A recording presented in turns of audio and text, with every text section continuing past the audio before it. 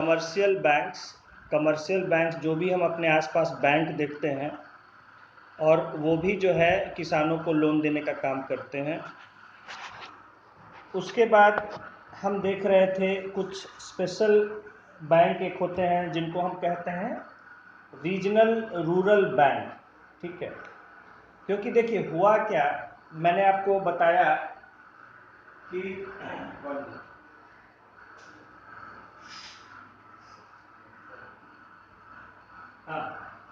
कि इंदिरा गांधी ने बैंक्स का नेशनलाइजेशन किया। क्यों? क्योंकि उन्होंने देखा कि जो कमर्शियल बैंक्स थे वो आम जनता को लोन देने में इंटरेस्टेड नहीं थे, गरीब किसानों को वो लोन देने में इंटरेस्टेड नहीं थे, क्योंकि उन्हें डर होता था कि हमारा लोन रिकवर होगा कि नहीं होगा। और देश के विकास के लिए आम जनता, आम किसानों का, गरीब किसानों का विकास होना जरूरी था। और खासकर ऐसे समय में जब वहाँ ग्रीन रिवॉल्यूशन चल रहा था, जिस समय किसानों को पैसों की ज़रूरत थी ताकि वो अच्छे बीज खरीद सकें, खाद खरीद सकें, मशीन्स खरीद सकें, ट्रैक्टर खरीद सकें। तो उन्होंने जो प्राइवेट बैंक्स थे उनको सरकारी बैंक घोषित कर दिया और जिसे कहा गया नेशनलाइजेशन ऑफ बैंक, यानी जो बैंक पहले प्राइवेट प्रॉपर्टी थे वो अब देश के सरकार के हो गए थे। तो फिर ठीक है, ये सिलसिला चला, लेकिन फिर धीरे धीरे इधर के सालों में 90s में देखा गया या उससे पहले ही देखा गया कि फिर भी जो कमर्शियल बैंक थे वो मिडिल क्लास लोगों को तो ठीक है फैसिलिटी अपना दे रहे थे, लेकिन गांव के लोग अभी भी बैंकिंग फैसिलिटी से दूर रह जा रहे थे। क्योंकि गांव के लोग शहरों से दूर गांव में रहते हैं और गांव में कोई बैंक का ब्रांच होता नहीं है और उनके लिए बार बार शहर जाना दिक्कत होता है, और शहर में भी जाने पर जो है उनको जो है वो सरकार के कहने के बावजूद जो है कमर्शियल बैंक्स लोन नहीं दे रहे। तो इसमें फिर एक कदम बढ़ाया गया कि कुछ स्पेशल बैंक बनाए गए जो कि गांव की ही जनता के लिए स्पेशली फोकस करते हुए बनाया गया, ताकि वो किसानों को और गांव के और लोगों को, चाहे वो खेती बाड़ी के लिए हो या और कोई दूसरे इस तरह के गांव से जुड़ी हुई ज़रूरतों के लिए, उनको लोन दें। तो इसी के लिए इस्टेब्लिश किया गया रीजनल रूरल बैंक। रीजनल यानी जो एक छोटे एरिया में ऑपरेट करते हैं, क्योंकि बाकी बैंक आप जान रहे हैं कि स्टेट लेवल के हैं या नेशनल लेवल के बैंक्स हैं। तो ये रीजनल इनको कहा गया कि जो किसी स्टेट में सिर्फ ऑपरेट करें किसी पर्टिकुलर रीजन में और रूरल एरिया पर इनका फोकस हो, तो इसलिए इनको नाम दिया गया रीजनल रूरल बैंक। तो देखिए इन 1975 इसे हम कहते हैं हिंदी में क्षेत्रीय ग्रामीण बैंक। ये शहर में आप सुनते भी नहीं होंगे इसके बारे में। शहर में आप इनके बारे में शहर के लोग से पूछिए कि भाई क्षेत्रीय ग्रामीण बैंक क्या होता है, तो वो कहेंगे हमने तो सुना ही नहीं भाई, ये भी कोई बैंक होता है क्या। तो ये बैंक जो है बेसिकली रूरल एरियाज़ के लिए सेटअप किए गए, ताकि रूरल एरियाज़ के लोगों को उनके ज़रूरत जो है उसके लिए पैसे वगैरह की सुविधा दे सके। और इनके ऑफिसेज ज़्यादातर रूरल एरियाज़ में ही होते हैं, शहरों में सिर्फ इनके हेडक्वार्टर्स वगैरह होते हैं। देखिए in 1975 regional rural bank was established to meet the need of small and regional farmers, artisans and people of weaker classes. तो इसका कब किया गया, तो डेट हमें याद रखना है। रीजनल रूरल बैंक कब स्टार्ट किया गया, 1975 में, ठीक है। ये स्कीम जो है ये पूरे इंडिया में लागू किया गया था। हर जगह हर स्टेट में रीजनल रूरल बैंक्स इस्टेब्लिश किए गए थे 1975 to meet the need of small and, तो यानी कि जो छोटे किसान हैं या जो बिल्कुल मार्जिनल फार्मर्स हैं, जिनके पास नाम मात्र की ज़मीन है, ऐसे लोगों को भी लोन मिल सके। आर्टिजन्स जो कारीगर होते हैं, जो हाथ से काम करके तरह तरह की चीज़ें बनाते हैं। एंड पीपल ऑफ वीक, और जो गरीब लोग हैं, कमज़ोर लोग हैं, पिछड़े लोग हैं, उनको भी जो भी अपनी ज़रूरत होती है उसके हिसाब से उनको पैसे वगैरह प्रोवाइड किया जा सकता है। The regional rural bank in Bihar was established in the same year. Bihar में भी उसी साल रीजनल रूरल बैंक सेटअप हुआ, क्षेत्रीय ग्रामीण bank. Now 196 regional rural banks are functioning today in the country. आज के डेट में, आज तो और ज़्यादा होंगे, ये कुछ पहले का है, देश में मान लीजिए कि 200 से ज़्यादा रीजनल रूरल बैंक ये काम कर रहा है। और ये स्टेट से भी छोटा, यानी रीजन में होते हैं। जैसे हो सकता है कोई आपका एरिया वाइज हो कि मुजफ्फरपुर, तिरहुत, वैशाली, इस तरह से मतलब क्षेत्र में बेस्ड हो सकता है। Now brief account of credit sanctioned by regional rural banks in Bihar in the past few years is mentioned below. तो पिछले कुछ सालों में इन क्षेत्रीय ग्रामीण बैंकों द्वारा जो जितना भी उधार कर्ज वगैरह दिया गया है लोगों को, उसका डेटा है यहाँ पर। Available credit in the state by regional rural banks. तो मार्च 1992 में हम देखते हैं कि 43,276 ये जो है, ये रुपीज़ इतना नहीं होगा, ये कुछ इसका यूनिट होगा, लैक्स में होगा शायद। ठीक है, 43,000 रुपया दे के क्या करेगा बैंक जो है। ये रुपीज़ ब्रैकेट में लिखना भूल गए हैं, या तो लैक्स में होगा, ये इतना लाख रुपया। तो मार्च 1996 में फिर देख रहे हैं कि 66,360 वो बढ़ के हो गया है। और मार्च 2001 में हम देख रहे हैं कि 1,07,940 रुपीज़ दिया जा रहा है। It is clear from the above table that the amount advanced as loan by regional rural banks in the state has increased. Even then, they are unsuccessful in meeting the needs of small and marginal farmers. तो ये जो है फिर भी जितना ज़रूरत है उतना तो नहीं मिल पा रहा है, लेकिन फिर भी ये काफ़ी जो है इसमें सुविधा दे रहे हैं लोगों को, गांव के लोगों को। Now next is NABARD. अब ये देखिए, नाबार्ड जो है बहुत इंपॉर्टेंट है, इससे अक्सर सवाल पूछा जाता है, हर दूसरे साल इससे सवाल जरूर आता है। तो इससे आपको यही पूछा जाएगा कब इस्टेब्लिश किया गया, क्या काम करता है, किनको लोन देता है, ये सब बेसिक इनके बारे में पूछा जाता है। देखिए NABARD is a short term for national agriculture and rural development bank. तो बेसिकली ये एग्रीकल्चर और रूरल डेवलपमेंट के लिए बनाया गया बैंक था, जो कि पूरे देश में था, इसलिए नाम हो गया national agriculture and rural development bank.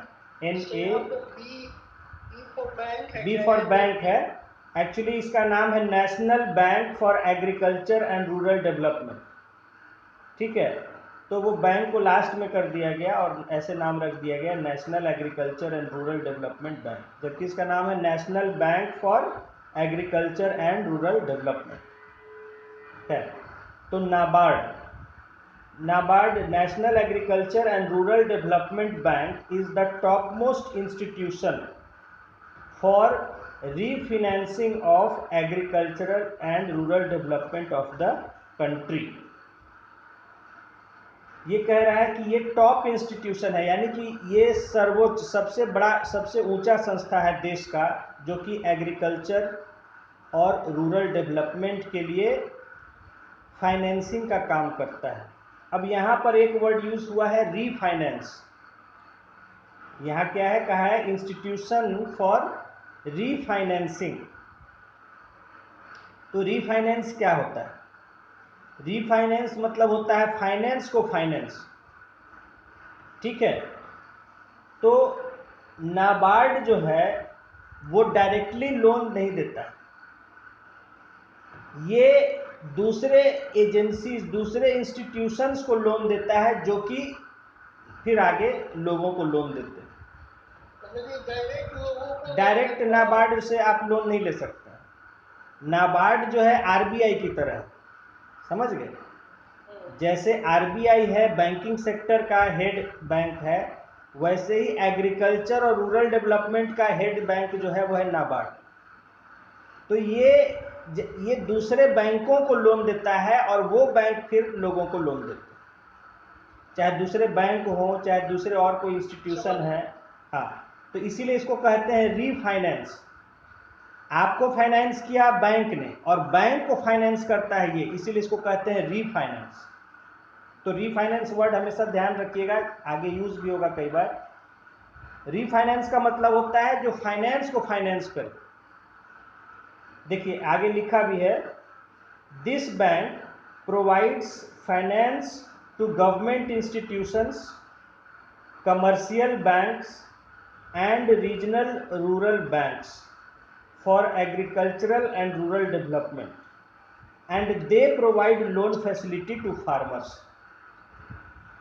तो ये जो है सरकारी संस्थाओं को या दूसरे कमर्शियल बैंकों को या जो रीजनल रूरल बैंक काम कर रहे हैं उनको ये फाइनेंस पैसा प्रोवाइड करता है ताकि वो फिर लोगों को फाइनेंस प्रोवाइड कर सकें, लोन प्रोवाइड कर सकें।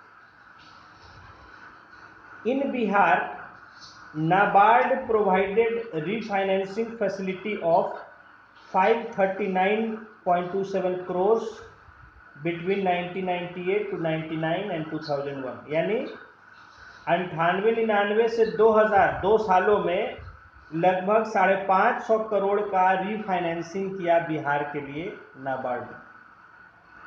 यानी बिहार में किसानों को जो लोन दिया गया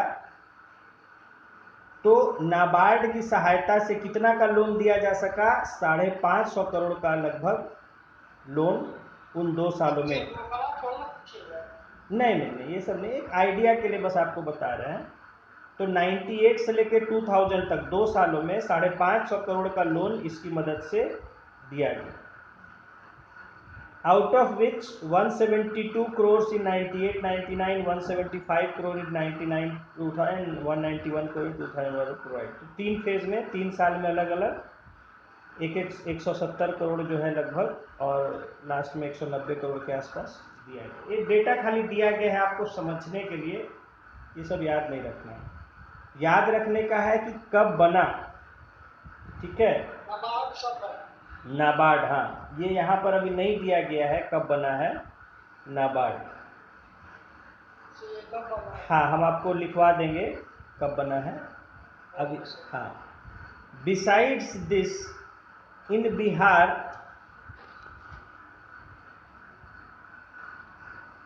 तो आपसे पूछा जाएगा, देखिए इसमें ये पूछा जाएगा कि ये किसको लोन प्रोवाइड करता है। तो यहाँ, हाँ, तो आपको यहाँ ये लिखना है कि ये फिनेंस करता है गवर्नमेंट इंस्टीट्यूशंस को, कमर्शियल बैंक्स और रीजनल रूरल बैंक को, या रीफाइनेंस वर्ड यूज वहाँ किया जाएगा, ठीक है? और किस सेक्टर के लिए काम करता है, किस फील्ड में काम करता है? तो एग्रीकल्चर और रूरल डेवलपमेंट। बाकी को लोन नहीं देता, इंडस्ट्री को ये लोन नहीं देता है, बाकी किसी को नहीं, सिर्फ एग्रीकल्चर के लिए और रूरल डेवलपमेंट के लिए। ये आपसे पूछा जाएगा, और ईयर ऑफ इस्टेब्लिशमेंट आपको हम बता देते हैं।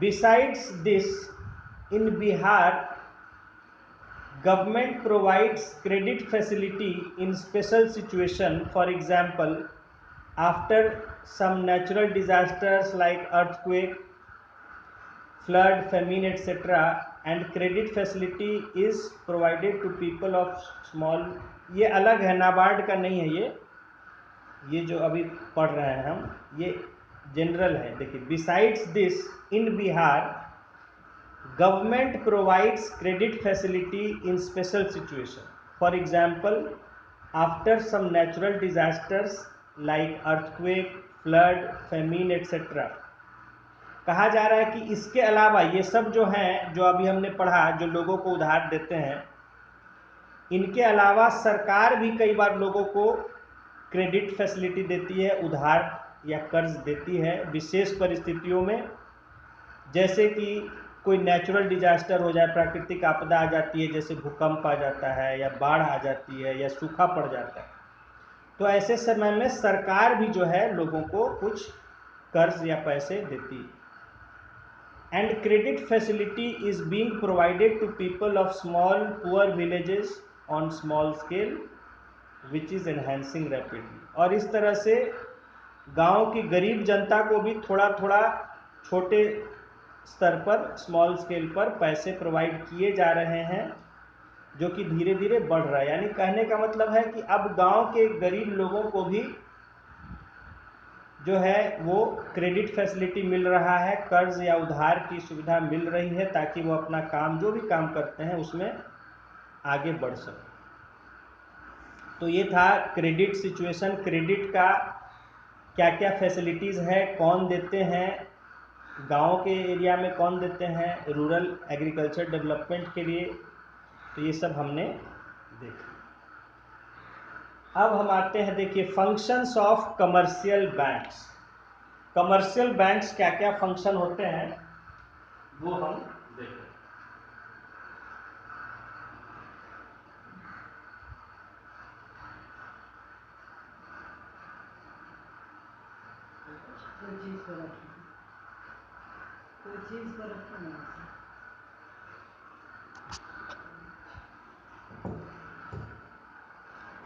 Okay, functions of commercial bank.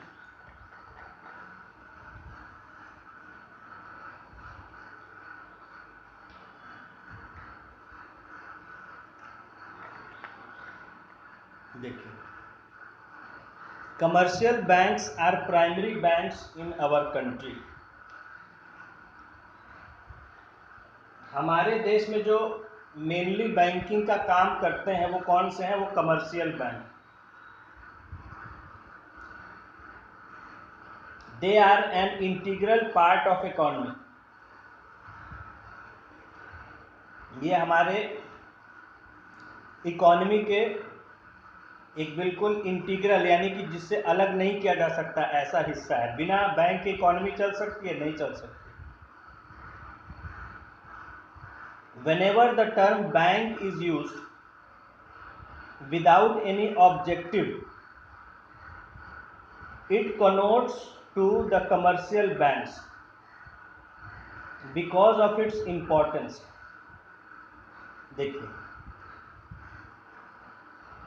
कहा जा रहा है कि जहां भी हम बैंक शब्द का इस्तेमाल बिना कोई ऑब्जेक्टिव के करते हैं, यानी जैसे अभी हमने पढ़ा rural bank, agricultural bank, land development bank, यानी बैंक शब्द के साथ कुछ ना कुछ ऑब्जेक्टिव जुड़ा हुआ है, यानी जो उसका बता रहा है कि किस पर्पस के लिए। ठीक है, तो ऐसा कोई शब्द अगर जुड़ा हुआ नहीं है, सामान्य सा बैंक का नाम है, तो इसका मतलब है कि वो कमर्शियल बैंक। जैसे Allahabad bank, bank of Baroda, central bank of India, इस तरह से बहुत सारा बैंक है जो सिंपल एक नाम है, इसका मतलब है कि वो कमर्शियल बैंक। ठीक है,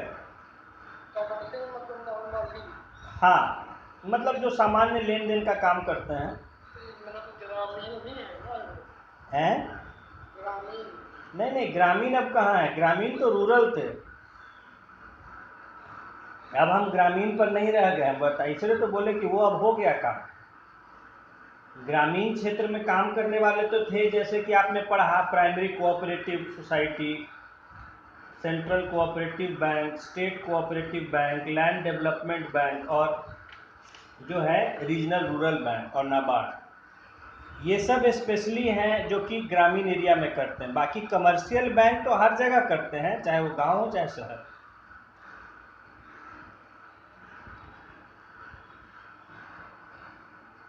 तो कमर्शियल बैंक है जो जनरल पर्पस बैंक, जो जनरल बैंक है, जो कहीं भी आप देखते हैं, शहर में भी हो सकता है, गांव में भी हो सकता है। तो यही कहा जा रहा है कि अगर कोई बैंक का हम नाम सुनते हैं जिसके आगे कोई तरह का ऑब्जेक्टिव नहीं लगा हुआ है, तो उसका मतलब हम समझ सकते हैं कि वो कमर्शियल बैंक। आप बहुत सारा बैंक का नाम देखिए, पढ़ते होंगे। Bank of Maharashtra, Punjab and Sind bank, Karur Vysya bank, Kotak Mahindra bank, ICICI bank, HDFC bank. ठीक है, तो ये सब जो है जनरल बैंक।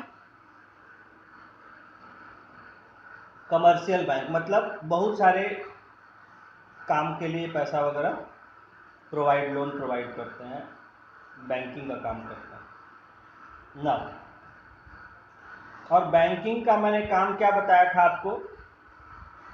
बेसिकली पैसा जमा करना और उधार देना, मेन जो है यही फंक्शन होता है। देखिए यहाँ समझेंगे डिटेल में। नाउ कह रहा है कि दे आर एन, हाँ, whenever the term bank is used without any objective it connotes to the commercial banks. Connotes का मतलब उसका मतलब होना, commercial bank because of its importance. तो कहा जा रहा है कि यानी कि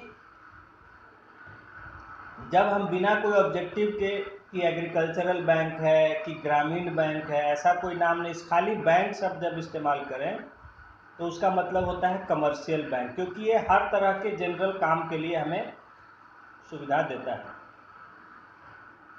in fact commercial bank serve the society through performing various activities. देखिए कहा जा रहा है कि जो कमर्शियल बैंक है वो कई तरह के काम करके समाज की सेवा करते हैं। There are the 4 main functions of commercial banks. These are, ये जो है मेन फंक्शंस जो है कमर्शियल बैंक के क्या क्या है। देखिए, नंबर 1 एक्सेप्टिंग डिपॉजिट्स, यानी पैसा जमा करना।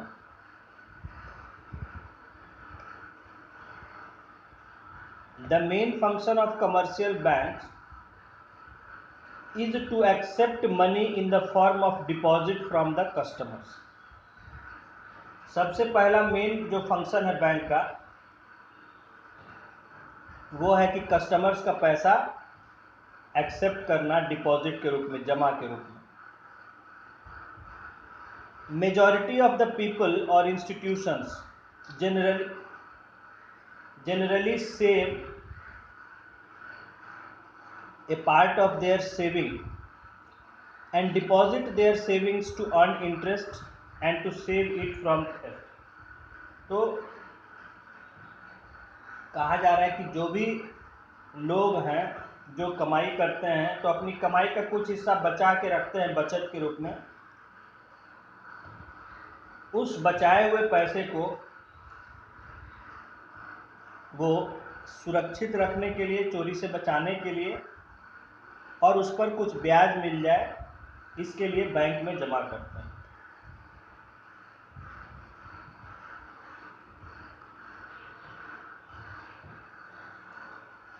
These deposits are very important for banks because they provide the basis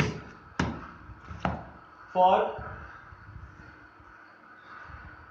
advancing loans and earn a sufficient part of income as profit। तो ये जो हम पैसा जमा करते हैं बैंक में, ये बैंकों के लिए बहुत महत्वपूर्ण होता है, क्योंकि इसी जमा पैसे का यूज करके वो अपना काम करते हैं ज़्यादातर बैंक से।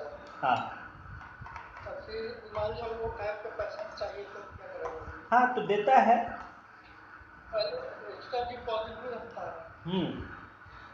तो सारा का सारा जितना उसके पास जमा होता है सब उधार नहीं दे देता है, कुछ रखता है अपने पास बचा के, ताकि समय पर जब लोग कोई भी आदमी आए पैसा निकालने के लिए तो उसको दिया जा सके। इसी तरह से मैनेज होता है।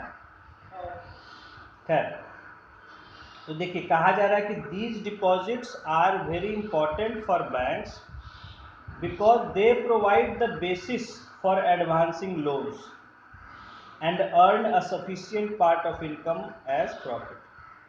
तो जो जमा करते हैं लोग पैसा, उसी से वो लोन देने का काम करते हैं और उससे अपना प्रॉफिट कमाते हैं। तो मैंने समझाया था आपको कि जैसे आप पैसा जमा करते हैं तो आपको 6 या 7% इंटरेस्ट देता है, जो उधार लेता है उससे 16%, 17%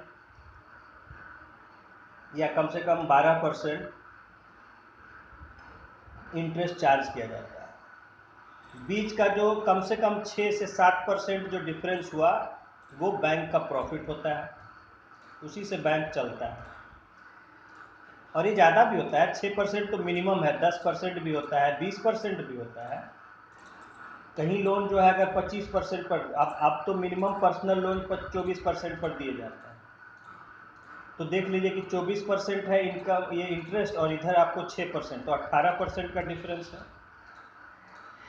उससे ज़्यादा पर भी दिया जाता है। तो ये सब जो है, कहने का मतलब है ये डिपॉजिट जो लोगों के होते हैं उसी से बैंक काम करता है, इसलिए डिपॉजिट उतना ही ज़रूरी है बैंकों के लिए। अब आगे देखते हैं, commercial banks accept 4 types of deposit. Commercial bank जो होते हैं जनरली 4 तरह के डिपॉजिट, वो यानी पैसा आपका जो जमा करते हैं वो 4 तरह के 4 टाइप में जमा होते हैं। Number 1 is fixed deposit. Word ही है फिक्स्ड, यानी वो फिक्स्ड है। In this type of deposits money is deposited for a fixed period, for example 1 year और मोर देन 1 ईयर। यानी एक फिक्स्ड पीरियड के लिए वो पैसा जमा हो जाता है। जैसे आपने बैंक में 50,000 रुपये जमा किया, तो फिक्स्ड डिपॉजिट का मतलब है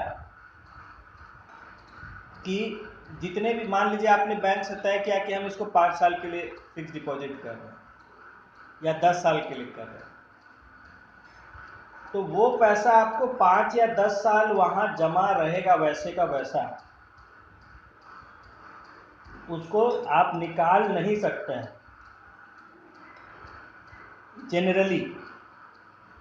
अगर मान लीजिए 5 साल के लिए है या 10 साल के लिए है तो उसको आप जनरली आप नहीं निकाल सकते हैं। उससे पहले विशेष परिस्थितियों में निकाल सकते हैं, कुछ कंडीशंस होता है, लेकिन इन जनरल वो पैसा एक बार जमा हो जाता है तो फिर आपका अपना समय खत्म होने के बाद ही उसको आप कुछ कर सकते हैं।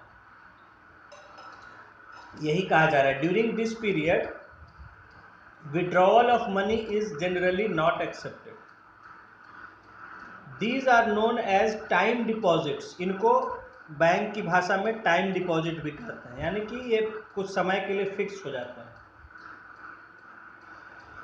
Banks extend attractive rate of for interest on the money deposited for a fixed period. तो ऐसे जो डिपॉजिट होते हैं जो फिक्स्ड पीरियड के लिए होते हैं उन पर सबसे ज़्यादा इंटरेस्ट मिलता है। ठीक है, इन पर सबसे ज़्यादा इंटरेस्ट बैंक देती है फिक्स्ड डिपॉजिट पर।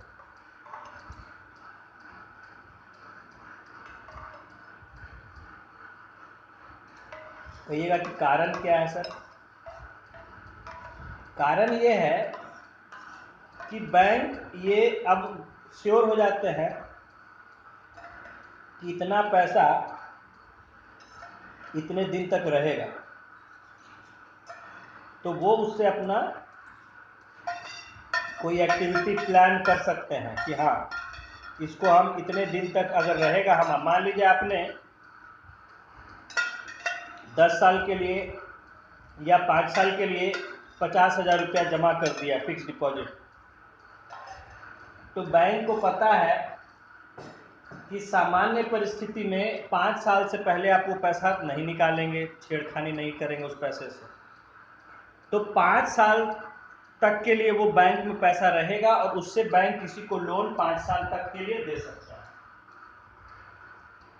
तो ये बैंक को श्योरिटी हो जाता है कि 5 साल तक के लिए उस पैसे का वो यूज कर सकता है, तो उसको वो लॉन्ग टर्म इसमें इन्वेस्ट करता है, किसी को लोन देगा 5 साल के लिए और उससे अपना इंटरेस्ट कमाएगा।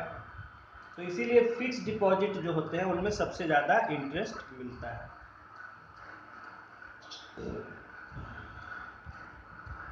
नेक्स्ट है current deposits. Current deposits, in this type of deposit, इसको कहते हैं चालू खाता। चालू खाता। हाँ, जैसे जिस तरह का, हाँ, जिस तरह का डिपॉजिट होता है उसी तरह का अकाउंट होता है। अगर आप फिक्स डिपॉजिट करते हैं तो फिक्स डिपॉजिट का अकाउंट होता है, अगर आप करंट डिपॉजिट करते हैं तो करंट अकाउंट उसको कहते हैं। चालू खाता यानी जिसमें लगातार पैसा जमा होता रहे, निकलता रहे। ये चालू व्यापार के लिए, करंट ट्रेडिंग के लिए होता है कि जरूरत है तो आ रहा है पैसा तो डाल भी रहे हैं, जरूरत है तो निकाल भी रहे हैं।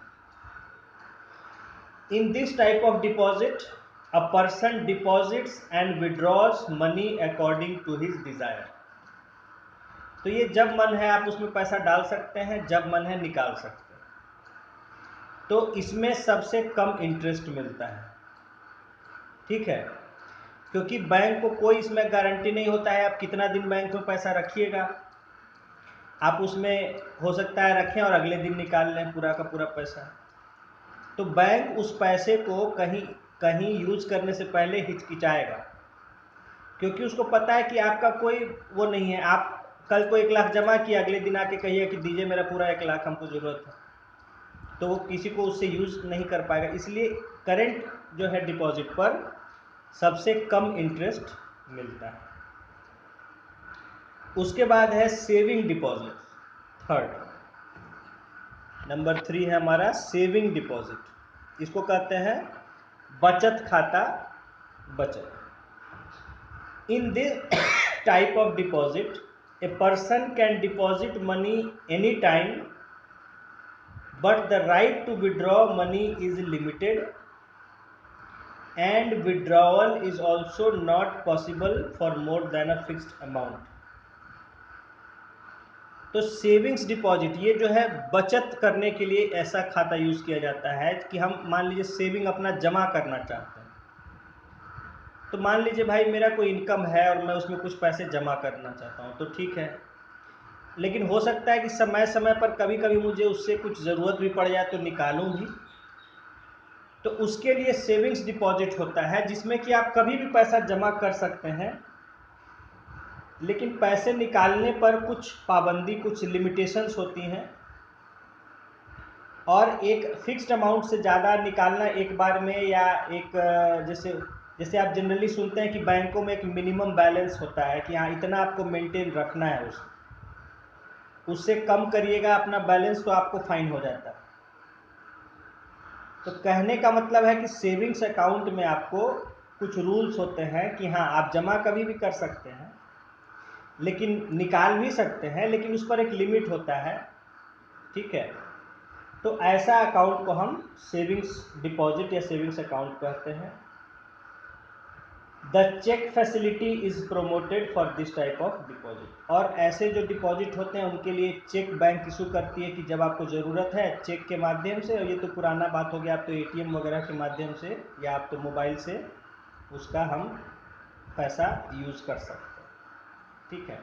तो सेविंग्स अकाउंट होता है जिसमें ठीक ठाक इंटरेस्ट मिलता है, ये जो 6% 7% मैंने आपको कहा, लेकिन वो भी डिपेंड करता है कि आप उसमें कितना दिन तक पैसा रखे हैं। जितना दिन पैसा रखे होंगे उतना दिन उस पर इंटरेस्ट मिलेगा। तो ये हो जाता है, जो जनरली सबसे ज़्यादा लोग यूज़ करते हैं वो है सेविंग्स बैंक अकाउंट, कि अपना पैसा वो सुरक्षित रखना चाहते हैं कि बैंक में रहे मेरा पैसा जमा, और जब ज़रूरत होगा उसको हम निकाल लिया करें। तो उसके लिए होता है सेविंग्स डिपॉजिट और उसके लिए हमें मिलता है सेविंग्स अकाउंट। और जो बिजनेस पर्पज से यूज़ करते हैं वो होता है करंट अकाउंट, कि हाँ हमें डेली पैसा कुछ निकालना भी पड़ सकता है, डालना भी पड़ सकता है, डेली रेगुलर ट्रांजैक्शन होते रहता है, तो उसके लिए होता है करंट अकाउंट। तो सेविंग्स डिपॉजिट आपने समझ लिया। जो हमें इसका पर्पस होता है कि ताकि हम अपना सेविंग्स जमा करके रखना चाहते हैं। तो भाई सेविंग्स करने, अब खर्च ही आप कर दीजिएगा तो सेविंग का क्या मतलब है? सेविंग का मतलब ही है कि आप उसको बचा के सुरक्षित रखना चाहते हैं। तो उसी के लिए सेविंग्स डिपॉजिट होता है, जिसको आप जमा करते जाते हैं, उससे निकालते कम है, लेकिन निकालने की भी सुविधा होती है। उसी के लिए आपको डेबिट कार्ड इशू किया जाता है, जो समय समय पर एटीएम से हम पैसा अपना अकाउंट से निकाल सकते हैं। Next is number 4, recurring deposits. ये होता है रिकरिंग, यानी बार बार होने वाला डिपॉजिट। तो ये भी एक तरह का डिपॉजिट होता है जिसमें हम फिक्स कर देते हैं कि इतना हम हर महीने या हर 6 महीने पर, हर 3 महीने, मतलब वो टाइम रिपीटिशन का हम बैंक से सेट कर लेते हैं, इतना हम लगातार पेमेंट करेंगे। तो ये भी एक तरीका होता है, ठीक है, पैसा डिपॉजिट करने का। जैसे मान लीजिए हम चाहते हैं, मेरा इनकम है 50,000 और मैं चाहता हूं कि हर महीना उसमें मैं 10,000 जरूर सेविंग करूं। तो मैं एक रिकरिंग डिपॉजिट भी खोल सकता हूं। ऐसे तो इन जनरल मैं सेविंग्स अकाउंट खोल सकता हूं जिसमें मैं अपना जो भी बचत हो रहा है डाल दूं। नहीं तो मैं एक रिकरिंग डिपॉजिट अकाउंट खोल सकता हूं कि मैं हर महीना इसमें 10,000 डालूंगा। तो आपको हर महीना 10,000 उसमें डालना ही होगा, ठीक है। तो उस पर जो है अच्छा, उस पर भी इंटरेस्ट मिलता है। देखिए, in this type of deposits commercial banks accept a fixed amount per month in the form of deposits for a fixed period of 60 or 72 months and give a fixed amount also। तो ये कहते हैं कि ठीक है, bank हमें scheme देता है कि आप 5 साल तक या 6 साल तक हर महीने इतना जमा करिए। तो 5 साल या 6 साल खत्म होने के बाद हम उसको बढ़ा के आपको इतना पैसा दे देंगे, जो कि अच्छा खासा होता है। तो इस तरह का भी जो लोग बहुत सारे अपना पैसा को इस तरह से बचाना चाहते हैं कि हाँ हम उसको बांध देंगे कि हर महीना हम इतना जमा करेंगे, तो मेरा उतना हर महीना जमा होता चला जाएगा। तो इसको कहते हैं रिकरिंग डिपॉजिट। इसमें है कि ये नहीं है आपको फिक्स्ड अमाउंट हर महीना जमा करना हो। आप जितना भी फिक्स किए हैं, मान लीजिए आप बैंक से कहते हैं कि मैं हर महीना 5,000 करता हूँ या 1,000 करता हूँ, जितना भी करिए, लेकिन उतना फिर आपको हर महीना करना ही होगा, नहीं तो वो स्कीम टूट जाएगा। अगर उस स्कीम का बेनिफिट लेना चाहते हैं तो उसके लिए आपको हर मंथ उतना। सेविंग्स अकाउंट में कोई मतलब नहीं, सेविंग्स अकाउंट में आपके ऊपर है कि आप कितना हर कब जब कितना कब भी जमा कर सकते हैं। लेकिन रिकरिंग डिपॉजिट में है कि आपको फिक्स्ड हो जाता है, जितना भी आप फिक्स किए हैं कि हाँ भले 1,000 रुपया हो तो 1,000 रुपया आपको करना ही होगा at any cost her month. तो ये हो गया। इसको इस तरह का जो डिपॉजिट होता है, जो रिपीट होता है हर मंथ, इसको कहते हैं, या बार बार रिपीट होने वाले चीज़ों को कहते हैं रिकरिंग। तो यहाँ रिकरिंग डिपॉजिट्स भी एक 4 टाइप के डिपॉजिट हमने देख लिए: fixed deposit, current deposit, savings deposit and recurring deposit. तो ये तो हो गया फर्स्ट फंक्शन में हमारा कि एक्सेप्टिंग डिपॉजिट, पैसा जमा करना कस्टमर का। कोई आदमी आ रहा है बैंक में कि हाँ भाई मैं अपना पैसा जमा करना चाहता हूँ, तो इन चारों में से किसी भी तरह का वो जमा पैसा कर सकता है। ये पहला फंक्शन हो गया बैंक का। Now second function is providing loan.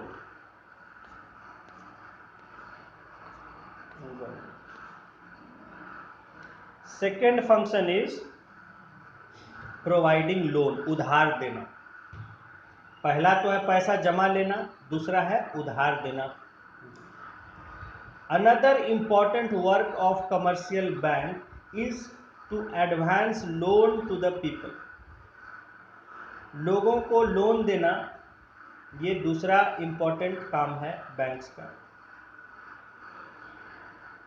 After keeping certain percentage of deposits accepted by customers as their serve fund, rest of the money is lent out to the other people by bank. Bank देखिए क्या यहाँ बता रहा है कि जो भी लोगों ने पैसा जमा किया है बैंक में, उसका एक खास परसेंटेज वो बचा के रखते हैं अपना डे टू डे यूज़ के लिए, बैंकिंग का काम के लिए, और बाकी पैसों को वो लोन के रूप में लोगों को दे देते हैं. अब इसको समझना है कि देखिए बैंक क्या है. बैंक में तो लेन देन का काम होते रहना है, तो उसके लिए उसको पैसे की भी ज़रूरत है. भाई आप जाइएगा बैंक के पास पैसा निकालना है तो उसको पैसा देना पड़ेगा ना, उसके लिए उसके पास पैसा रहना चाहिए. एटीएम में जाइएगा पैसा ही नहीं तो निकलेगा कैसे? तो जब एटीएम में पैसा रहेगा तब ना निकलेगा. तो इसीलिए बैंक के लिए कुछ नियम कानून बनाए गए हैं, आरबीआई ने बनाए हैं. उसको कहा जाता है कैश रिजर्व रेशियो, यानी कितना कैश आपको अपने पास रिजर्व में रखना है ताकि लोग आए मांगने तो उनको दिया जा सके. इसी को कहते हैं CRR, कैश रिजर्व रेशियो. तो जितना परसेंटेज बैंक तय करता है, मान लीजिए बैंक आरबीआई तय करता है कि 25% आपको कैश मेंटेन रखना है अपने पास.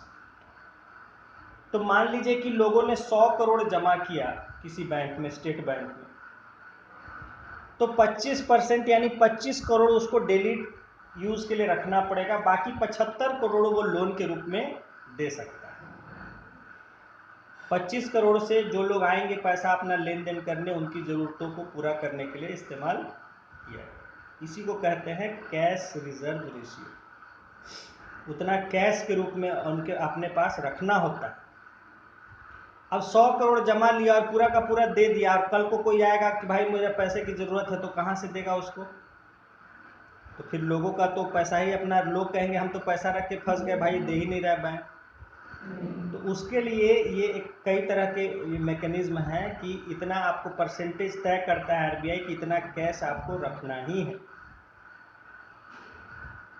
ठीक है, ऐसा नहीं है कि जितना आपको मिल जाए सब आप उधार पर लगा दिए और फिर लोग आएगा अपना पैसा मांगने तो उसको दे ही नहीं रहे. कहाँ से दीजिएगा जब लोन दे दीजिएगा? तो खैर यहाँ पर दिया हुआ नहीं, लेकिन मैंने आपको ऐसे बता दिया.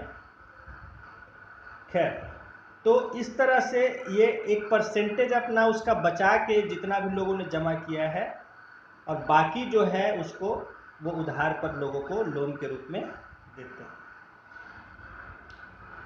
These banks advance loan for productive activities on the basis of security. तो ये जो बैंक हैं कमर्शियल बैंक, ये प्रोडक्टिव एक्टिविटीज़ यानी काम काज के लिए, जहाँ प्रोडक्शन हो रहा हो उसके लिए उधार देने का काम करते हैं on the basis of security. कोई ना कोई सिक्योरिटी के आधार पर ये लोन देते हैं. ऐसे नहीं है कि कोई आया मांगने और उसको लोन दे दिया, फिर वो चुकाएगा नहीं चुकाएगा फिर. तो कोई ना कोई सिक्योरिटी के आधार पर लोन दिया जाता है. The amount of loan is less than the value of security given by customers. और ये जो लोन का वैल्यू होता है ये सिक्योरिटी से कम होता है. ऐसा नहीं है, मान लीजिए मेरे पास एक 10 लाख की गाड़ी है जिसका अभी मार्केट वैल्यू 10 लाख है, और मार्केट वैल्यू अलग होता है. जरूरी नहीं गाड़ी के दाम के बराबर हो. गाड़ी का दाम 10 लाख होगा तो उसका मार्केट वैल्यू हार्डली 4 लाख होगा, 3 लाख होगा, क्योंकि उससे ज़्यादा में वो बिकेगा नहीं. तो एमआरपी मार्केट वैल्यू नहीं होता है. अब वो गाड़ी आपका कब का है, किस कंडीशन में है, सर एकदम नया होगा तब. नया होगा तब भी उसका एमआरपी नहीं होता. कोई उसको एमआरपी देके आपसे नहीं खरीदेगा. मैंने बोला ना, आप नया गाड़ी शोरूम से लेके बाहर निकले और उस समय भी बेचना चाहिएगा तो आपको अच्छा खासा घाटा लग जाएगा. कोई एमआरपी नहीं देगा जितने में आप खरीदें. बोलेगा सेकेंड हैंड है, हमको थोड़े फर्स्ट हैंड देगा. तो मार्केट वैल्यू पर होता है, तो खैर जो भी मार्केट वैल्यू है उतना भी आपको लोन नहीं दिया जाएगा, उससे काफ़ी कम दिया जाता है, ठीक है, क्योंकि वो भी पैसा रिकवर करना आसान नहीं होता है। तो इसीलिए जनरली लोन भी जो दिया जाता है, तो जो भी सिक्योरिटी दिया जाता है उससे भी कम वैल्यू का लोन दिया जाता है। यानी कि आप मान लीजिए कोई ज़मीन है 50 लाख उसका वैल्यू है, अभी 50 लाख का आप ज़मीन अगर कागज़ देते हैं तो वो हार्डली आपको 10 से 20 लाख का लोन देगा, ठीक है। तो ये किया जाता है ताकि वो उनको भी घाटा नहीं लगे, ठीक है। Different types of loans are advanced by commercial bank. और जैसे हमने देखा कि डिपॉजिट होते हैं कई तरह के, उसी तरह लोन भी कई तरह के होते हैं जो बैंक देते हैं। क्या क्या है देखिए। Number 1, loans at call and short notice, यानी जो तुरंत देने वाला लोन हुआ, शॉर्ट नोटिस पर या बिल्कुल एट कॉल पर कि आप गए और आपको लोन दे दिया जाए, ऐसा भी लोन देता है। देखिए, these types of loans are for short period, that is from 1 day to 1 week, and which is repaid on demand. Thus, money making institutions generally demand this type of loan.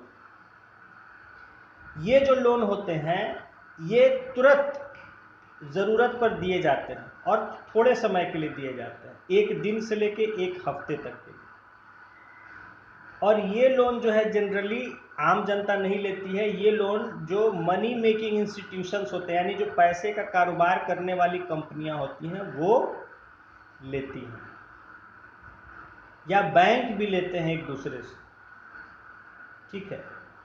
तो ये जो होता है बोलते हैं लोन्स एट कॉल, यानी phone किया, हाँ सर 100 करोड़ दे दीजिए, 100 करोड़ दे दिए, कितने दिन के लिए चाहिए सर, कल दे देंगे वापस, ठीक है, आज लिया कल वापस लौटा दिया।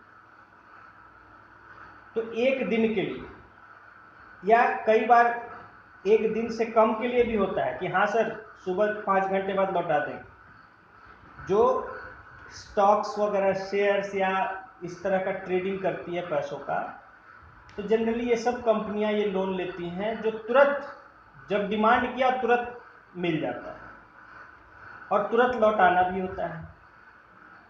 तो जनरली जो ब्रोकिंग कंपनी, ब्रोकिंग का जो शेयर का या और बहुत तरह का इन्वेस्टमेंट का, फाइनेंस का काम करते हैं, ऐसी कंपनियां ये बैंकों से, या बैंक भी एक दूसरे से, मान लीजिए किसी बैंक में पैसा कम पड़ गया तो वो दूसरे बैंक से लोन लेता है 1 दिन के लिए या 2 दिन 3 दिन, जो भी है, शॉर्ट टर्म लोन बैंक भी लेते हैं एक दूसरे से, जरूरत पड़ता है। तो जनरली ये जो भी पैसा का काम करती हैं कंपनियां ये लेती हैं। तो ये हो गया loans at call and short notice, कि हाँ भाई हमको कल तक ये इतना पैसा चाहिए, तो बैंक वो देती है। उस तरह के लोन को हम नंबर 1 कैटेगरी हो गया loans at call and short notice, 1 दिन से लेके 1 वीक तक, जनरली ये 1 हफ्ते तक के लिए होता है। नंबर 2 है cash credit. Under this credit banks advance loan on the basis of bonds, trading goods और securities। तो इसमें जो है बैंक बॉन्ड्स, स्टॉक्स, सिक्योरिटीज, ये सब शेयर्स, इन सब के बदले कैश में पैसा देती है, इसको बोलते हैं कैश क्रेडिट, बस जान लीजिए। नंबर 3 है ओवरड्राफ्ट।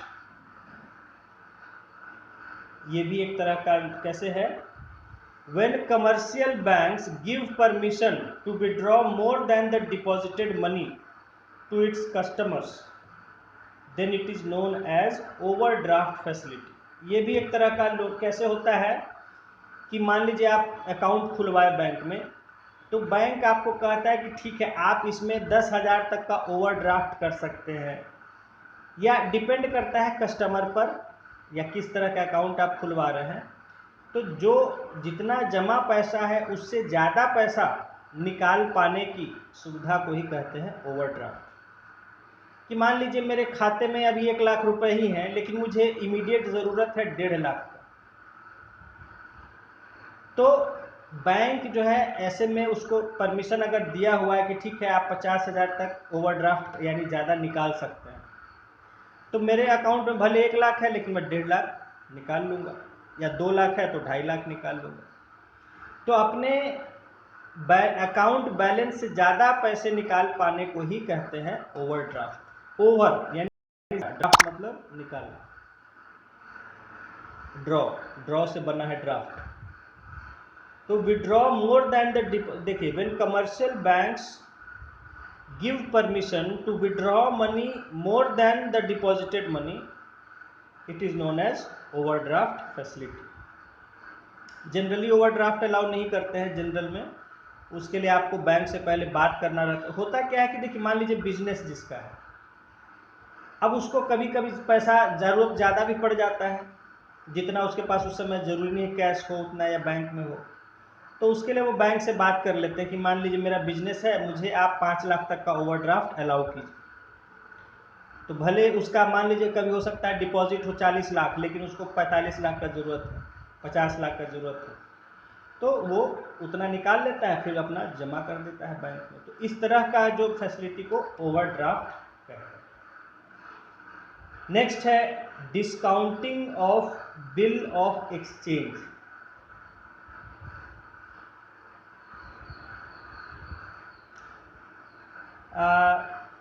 छोड़ दीजिए इसको, वैसे अच्छा चलिए बता देते हैं जब आ ही गया। इसके पास ज़रूरत इतना नहीं है, लेकिन चलिए जानने के लिए दिया हुआ तो जान ही लेना चाहिए। In this type of loan banks make payment of loans after making some discount to loanee. Generally discounting rate is same as rate of interest. इसको कहते हैं कि जैसे मान लीजिए हमने किसी से लोन लिया हुआ है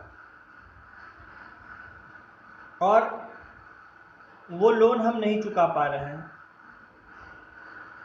तो हम किसी बैंक के पास जाते कहते हैं कि भाई मेरा बैंक आप अभी लोन चुका दीजिए, तो वो कहेगा ठीक है मैं चुका देता हूं अपना इंटरेस्ट काट के।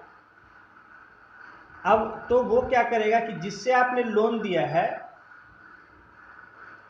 उसका लोन तो वो पूरा कर देगा, अब उस बैंक में आपका लोन हो जाएगा, ठीक है, और उसमें वो अपना इंटरेस्ट जोड़ लेगा। मान लीजिए कि आपने किसी कोई गवर्नमेंट से कोई बॉडी से लोन लिया है 2 लाख रुपये, और अभी आपके पास चुकाने का पैसा नहीं है, तो आप बैंक के पास जाते हैं, कहते हैं कि भाई ऐसा है मेरा लोन है उसको चुका दीजिए, 2 लाख रुपए का लोन है।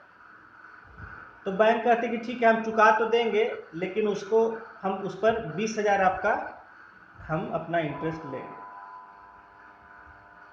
तो वो 2 लाख उसका चुका देगा और उस बैंक पर आपका अब 2,20,000 का कर्ज हो जाएगा, जो जितना समय में वो कहेगा उतना आपको, फिलहाल के लिए वो आपका जो गवर्नमेंट पर लोन है वो चुक जाएगा। तो इस तरह का भी होता है, इसको कहते हैं discounting of bill of exchange. फिर नेक्स्ट है loans and advances. When loan is advanced for predetermined period then it is known as loan और एडवांस। ठीक है, ये सामान्य तरह का जो हम सुनते हैं लोन शब्द, कि जब एक तय समय के लिए हम किसी बैंक से लोन लेते हैं, पैसा उधार लेते हैं, तो उसको हम लोन या एडवांस कहते हैं।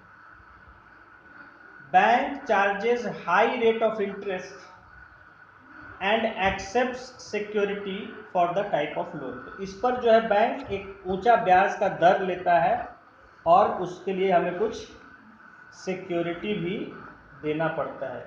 2 मिनट का ब्रेक ले लेते हैं।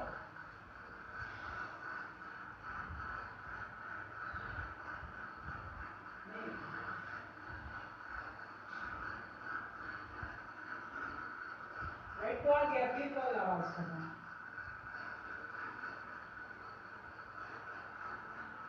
हेलो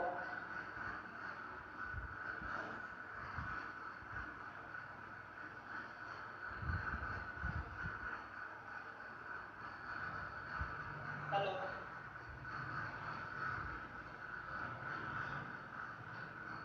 क्या बोल रहे हैं?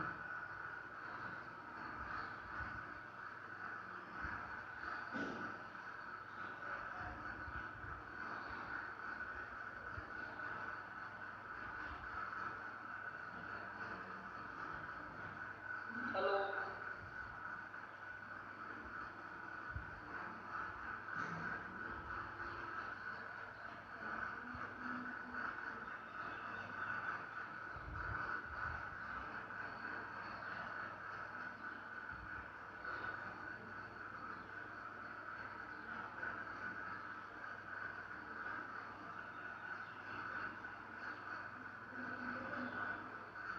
हेलो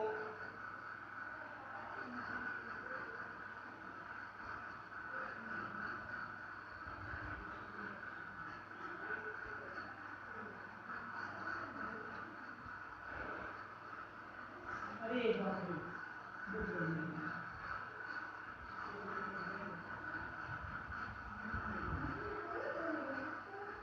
क्या था?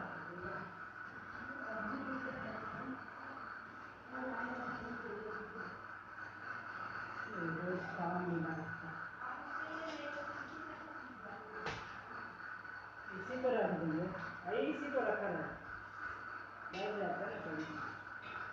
मेरे बैग में कपड़ा छापा है नहीं।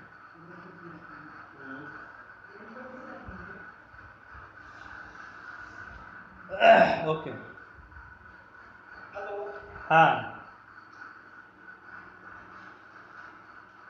नाउ नेक्स्ट इज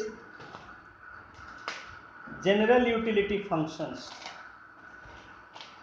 तो अभी तक हमने फंक्शन देखा, एक देखा हमने एक्सेप्टिंग डिपॉजिट्स, दूसरा देखा एडवांसिंग और providing loans, then third is general utility functions, जो कुछ और अलग तरह के जो सुविधा वाले कामकाज करते हैं बैंक। मैंने बताया दो मेन फंक्शंस तो होता है क्या, जमा लेना और उधार देना, accepting deposits and providing loans. Third is general utility functions, यानी कि जो लोगों को कई तरह की सुविधाओं की जरूरत होती है जो बैंक वो भी प्रोवाइड करते हैं।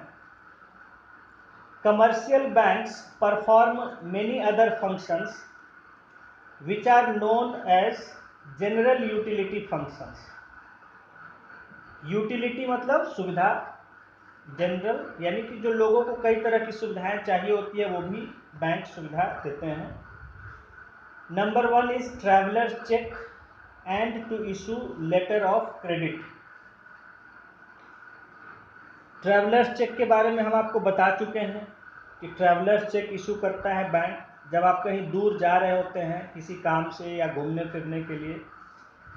तो उस समय जो पैसों की ज़रूरत होती है दूर जगहों पर, तो ऐसे में के लिए ट्रैवलर चेक इशू किया जाता था। अब तो जो है हर जगह एटीएम हो गए हैं, तो अब इन सब का बहुत ज़्यादा इस्तेमाल नहीं रहा, लेकिन फिर भी कहीं गए हैं और वहाँ एटीएम खोजने से बेहतर होता है कि आप ट्रैवलर चेक को कैश की तरह यूज़ कर सकते हैं।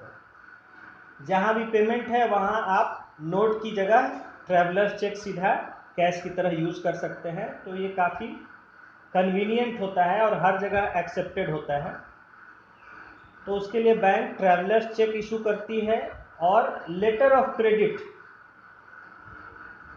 क्रेडिट इशू किया जाता है कि हाँ इतना पैसा का हम गारंटी लेते हैं।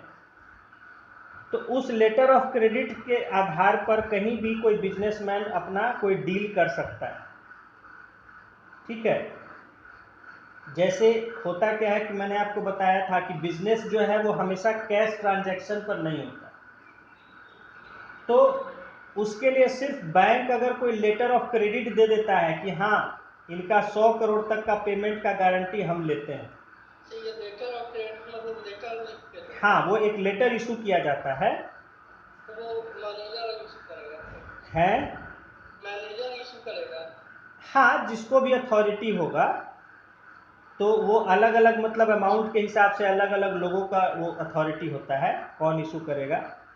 तो वो बिजनेसमैन को इशू करते हैं कि हाँ इतना, तो उसके आधार पर अब क्या है कि कोई भी आदमी उससे अपना बिना कोई डरे हुए लेन देन कर सकता है। उसको पता है कि अगर पैसा का दिक्कत होगा तो हम बैंक से ले सकते हैं पैसा, ठीक है। तो वहाँ पर बिना कैश का लेन देन किए सिर्फ क्रेडिट पर काम हो जाता है, ठीक है। तो वो एक तरह से क्रेडिट के लिए गारंटी का काम करता है, जो बैंक के द्वारा लेटर दिया गया होता है, ठीक है। इसको कहते हैं लेटर ऑफ क्रेडिट। तो देखिए लिखा है, bye issuing letters of credit modern banks help in exchange of goods and services. अब इससे क्या है कि कैश वहाँ जाएगा, कैश वेरीफाई होगा, पेमेंट होगा, फिर वहाँ से आप कुछ लीजिएगा कैश, तो इसकी जगह सिर्फ अकाउंट में मेंटेन हो जाता है कि इतना का वहाँ से हमने लिया, इतना वहाँ को दिया, ठीक है। हाँ, बिना हिचक के एक्सचेंज आपस में होता रहता है। तो ये तो एक हो गया। Number 2 is locker facility. आप सुने हैं कि जानते होंगे कि लॉकर फैसिलिटी बैंक देता है कि जहां लोग अपना वैल्यूएबल आइटम, कोई भी चीज़ हो सकता है, कोई भी चीज़, तो उसको अगर बैंक में सुरक्षित हिफाजत से रख, उनको मान लीजिए घर में रखने से चोरी हो सकता है, गुम हो सकता है, खराब हो सकता है, तो हिफाजत से बैंक में रखने की सुविधा, इसको हम कहते हैं locker facility. Banks also provide locker facilities to its customers in which people keep their gold and silver jewelry and important documents safely. Its yearly rent is very low. तो लॉकर फैसिलिटी भी bank देते हैं जिसका rent, साल का rent बहुत ज़्यादा नहीं होता है, बहुत कम होता है, लेकिन हाँ लोग हिफाजत से अपना उसमें रख सकते हैं, ठीक है। एक सिक्योरिटी होता है बैंक का, तो उसमें वहाँ सुरक्षित जो भी चीज़, जिसका जो भी कीमती चीज़ हो, कुछ भी रखना चाहे वो हिफाजत से रख सकते हैं। उसका एक सालाना एक रेंट होता है, किराया देना होता है इतना, एक लॉकर मेंटेन करने का। तो वो जो है अपना बैंक ये भी फैसिलिटी देते हैं। थर्ड हो गया ATM and credit card facilities. ये भी आप जानते हैं कि एटीएम कार्ड और क्रेडिट कार्ड देने का भी बैंक काम करता है, जिससे हम एटीएम कार्ड से अपना आसानी से पैसे कहीं से भी निकाल सकते हैं, डिपॉजिट कर सकते हैं, और क्रेडिट कार्ड से हम कहीं भी ट्रांजैक्शन परचेज कर सकते हैं। Nowadays banks provide facility of withdrawal of money through 24 hours to their account holders with ATM service. Because of credit card facility, customers can make payments of fixed amount within and outside country on the purchase. तो आपको पता है credit card कैसे काम करता है, debit card कैसे। Credit card से आपको एक लिमिट होता है, इतना लिमिट तक का आप जो है उससे पेमेंट कहीं भी कर सकते हैं, और विद इन 1 मंथ या जो भी पीरियड है आप बिना टैक्स के, बिना कोई इंटरेस्ट के उसको वापस जमा कर सकते हैं। उससे ज़्यादा होने पर उसमें इंटरेस्ट जुड़ जाता है। और डेबिट कार्ड या एटीएम कार्ड है, उससे आप कहीं भी एटीएम से अपना अकाउंट से पैसा जितना है उसको निकाल सकते हैं, या उसको पेमेंट करने के लिए भी यूज़ करते हैं हम लोग कार्ड काउंटर्स पर जो है।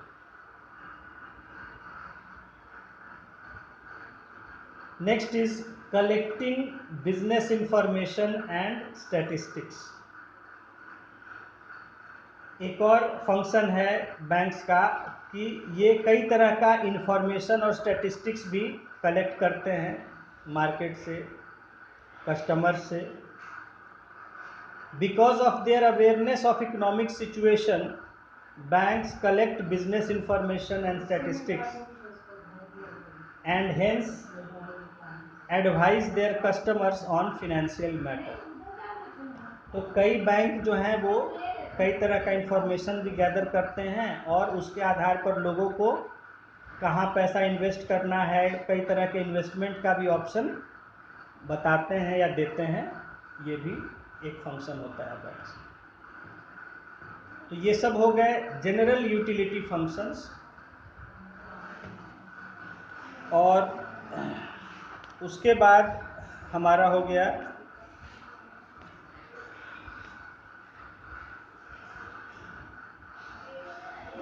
Number 4 agency function.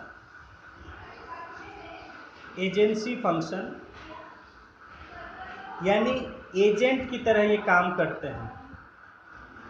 किसी और के, एजेंट का मतलब क्या हुआ, किसी और के लिए काम करना। तो एजेंट के तौर पर भी काम करते हैं। क्या है देखिए, today commercial banks serve as an agent to its customers. ये जो इनके कस्टमर्स होते हैं उनके लिए एजेंट का भी काम करते हैं। Under agency function A collection of cheques, bills and drafts, B collection and distribution of interest and profit, C collection and repayment of loans, instalment of loans and insurance premium. तो ये सब यानी कई तरह का, देखिए जैसे आप कोई भी किसी से लोन लिए हैं, किसी का बिल पेमेंट करना है, तो आज आपको बैंक अपना वो भी सर्विस देता है कि हाँ किसी को किसी का बिल पे करना चाहते हैं तो आप बैंक अकाउंट से डायरेक्टली उसका बिल पे कर दे सकते हैं। कहीं लोन आपको भरना है, कहीं प्रीमियम किसी का भरना है, वो डायरेक्टली आप बैंक के अपने अकाउंट से कर सकते हैं। तो ये सब फैसिलिटी भी प्रोवाइड करता है, इसको कहते हैं एजेंसी फंक्शन। ठीक है, तो ये इस तरह के सारे फंक्शन जो हैं, जैसे आपके अकाउंट में आप कोई चेक डाल दिया तो उस चेक को क्लियर करना, या किसी बिल का पेमेंट करना, किसी ड्राफ्ट का कलेक्शन करना, ये सब जो भी है, तो ये सारे फंक्शन बैंक अपने कस्टमर्स के लिए करते हैं, इनको कहते हैं एजेंसी फंक्शंस। तो 4 types of functions today we have studied of the banks. जो सबसे मेन फंक्शन है, first accepting deposits and number 2 providing loans. इनके अलावा नंबर 3 है general utility functions and number 4 agency functions. तो ये हमने देख लिया। तो ये हमारा फंक्शंस ऑफ बैंक जो है टॉपिक कंप्लीट हो गया।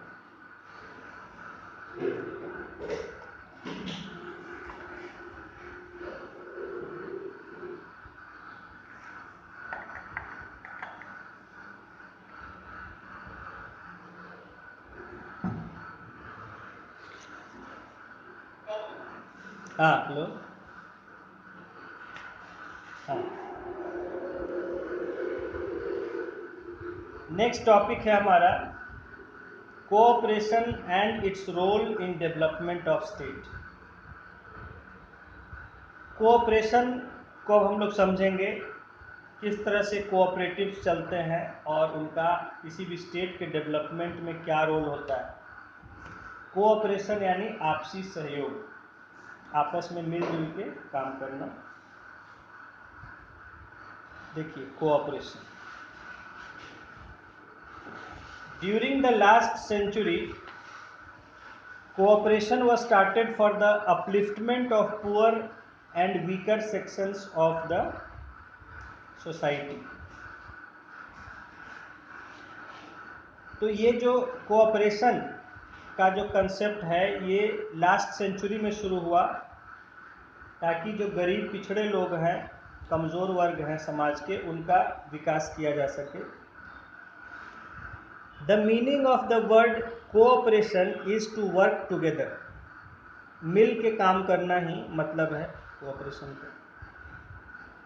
But in economics this word has a wider meaning. Economics में इसका एक खास मतलब होता है। Cooperation is an organisation through which 2 or more than 2 persons according to their wishes try to meet economic interest on the general level। यानी कि जब 2 या 2 से ज़्यादा लोग अपनी इच्छा से मिल के कोई इकोनॉमिक एक्टिविटी करते हैं कोई ऑर्गेनाइजेशन चलाते हैं कोई इकोनॉमिक एक्टिविटी के लिए, उसको हम कहते हैं cooperation. Thus, cooperation is economic system in which people work together for fulfillment of any economic objective।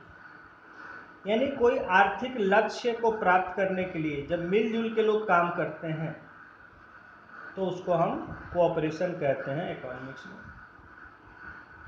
The principle of cooperation explains that poor and powerless people by working together can get all physical advantages and happiness through trading partnership which rich and wealthy persons usually get, and they can be developed morally। तो जैसे कि मान लीजिए कि जो अमीर लोगों को सुविधा प्राप्त है उसको एक गरीब आदमी आसानी से तो नहीं कर सकता है अफोर्ड। लेकिन अगर कई लोग हैं और वो चाहते हैं कि हम मिलजुल के उस सुविधा को आपस में यूज़ कर ले, ये किया जा सकता है। जैसे मान लीजिए अगर हम एग्रीकल्चर का एग्जाम्पल लें तो एक बड़ा किसान है जिसके पास अच्छा पैसा है, वो अपने लिए एक ट्रैक्टर खरीद के अपना खेती बाड़ी कर सकता है। छोटे छोटे किसान हैं जिनके पास थोड़ी सी ज़मीन है, थोड़ा पैसा बचता है, वो सोचेगा कि हम ट्रैक्टर खरीद लें तो वो नहीं पॉसिबल। लेकिन अगर 10 ऐसे छोटे किसान मिल के सोचें कि हाँ हम लोग मिल के एक ट्रैक्टर खरीद लेते हैं और उसको हम सभी लोग अपने अपने काम के लिए इस्तेमाल करेंगे तो वो कर सकते हैं सर। तो ये देखिए कि एक इकोनॉमिक एक्टिविटी के लिए यानी प्रोडक्शन के लिए, खेती बाड़ी करने के लिए 10 लोग मिल के एक ट्रैक्टर खरीदते हैं और उसको यूज करते हैं। This is cooperation. ठीक है। Achievement of high development and more prosperity can be expected on the basis of cooperation in which efficient agriculture and prosperous life is possible. तो यही यहाँ कहा जा रहा है कि मिलजुल के काम करके जो है हम ज़्यादा डेवलपमेंट अचीव कर सकते हैं और खुशहाल जीवन जी सकते हैं। मान लीजिए मैंने कहा कि अभी एग्जांपल दिया कि ट्रैक्टर से जो है अच्छे से हो जाती है मिट्टी की जुताई वगैरह, लेकिन एक हर किसान तो नहीं खरीद सकता है। तो अगर 10 किसान आपस में मिल के तय करें कि हम लोग मिल के एक ट्रैक्टर खरीदेंगे, उसको मेंटेन करेंगे और उसको यूज़ करेंगे मिलजुल के, तो वो सभी अपने खेतों में अच्छे से खेती बाड़ी कर सकते हैं और उससे अपना अच्छा कमा सकते हैं और खुशी का जीवन गुजार सकते हैं। This is the spirit of cooperation. Lastly its principle is all for each and each for all. यानी हर व्यक्ति के लिए सब कोई और सभी के लिए हर व्यक्ति। ये कोऑपरेशन का जो स्पिरिट होता है, भावना होती है कि जहाँ हर आदमी के लिए बाकी सारे लोग उसकी मदद करने के लिए तैयार होते हैं एक तरफ, दूसरी तरफ उसी तरह सबके फायदे के लिए हर व्यक्ति काम करने को तैयार होता है कि जिससे सबका कॉमन फायदा हो। तो जहाँ पूरे ग्रुप के लिए हर व्यक्ति को डेडिकेट होना पड़ता है, उसी तरह पूरा ग्रुप हर व्यक्ति के लिए भी डेडिकेटेड होता है कि हाँ हमें अगर किसी एक को ज़रूरत है उसके लिए सब सहयोग करेंगे और उसी तरह हर व्यक्ति सबके कॉमन फायदे के लिए भी डेडिकेटेड रहेगा। तो यही है कोऑपरेशन का स्पिरिट।